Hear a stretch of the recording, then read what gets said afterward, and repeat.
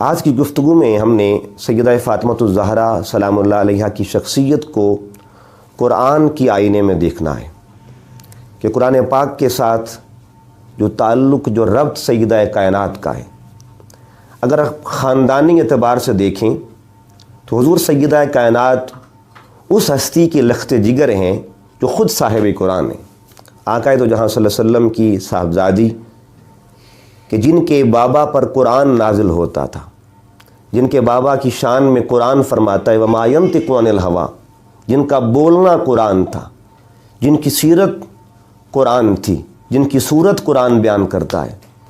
اور اگر سیدہ کائنات کی والدہ محترمہ حضور سیدہ خدیجۃ الکبریٰ کا تعارف دیکھنا ہے تو اس کائنات میں جب قرآن نازل ہوا غار حرا کی خلوتوں میں، تو سب سے پہلے قرآن کی سامعہ بننے کا شرف اللہ نے جن کو عطا کیا وہ سیدہ خدیجۃ الکبریٰ ہے رضی اللہ تعالیٰ عنہ۔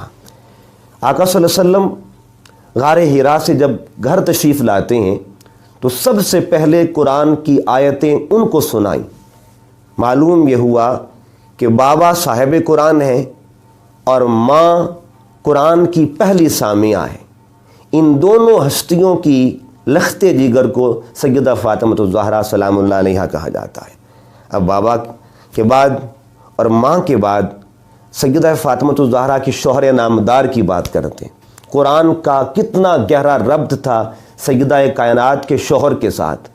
آقا صلی اللہ علیہ وسلم فرماتے ہیں قرآن علی کے ساتھ ہے اور علی قرآن کے ساتھ ہے۔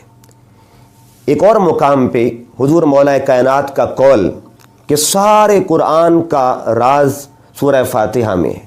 سورہ فاتحہ کا راز بسم اللہ الرحمن الرحیم میں ہے، بسم اللہ کا راز بسم اللہ کی با میں ہے، اور با کا راز با کے نقطے میں ہے۔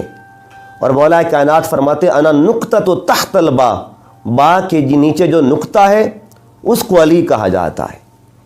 اس کے بعد دیکھیے سیدہ فاطمۃ الزہرا کے لخت جگر حسنین کریمین، قرآن کے ساتھ کتنا ربط تھا، ان کا کتنا تعلق تھا۔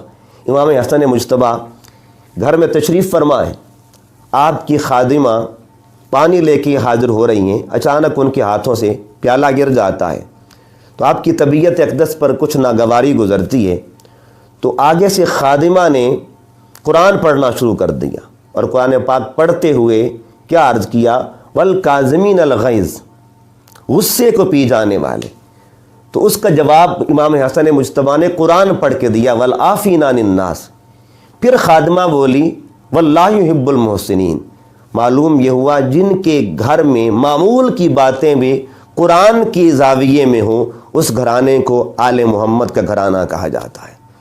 اب ذرا پھر دیکھیے حضور سیدہ کائنات کے لخت جگر امام حسین کو دیکھیے، ان کا عالم کیا تھا کہ جب کربلا میں شہادت ہوتی ہے تو ان کا تن جو تھا وہ کربلا کی زمین پہ قرآن پڑھ رہا ہے، اور سر اقدس جو تھا وہ شام کے بازار میں قرآن پڑھ رہا ہے۔